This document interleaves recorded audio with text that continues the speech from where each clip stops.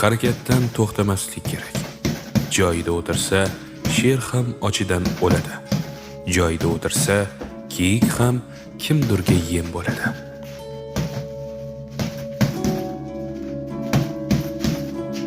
O'zing haqingda yomon so'zlama.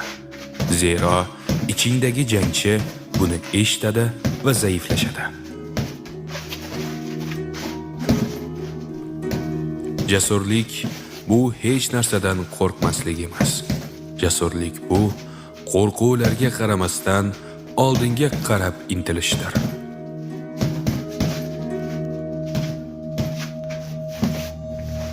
Jang qanchalik qiyin bo'lsa, zafar shunchalik yoqimli bo'ladi.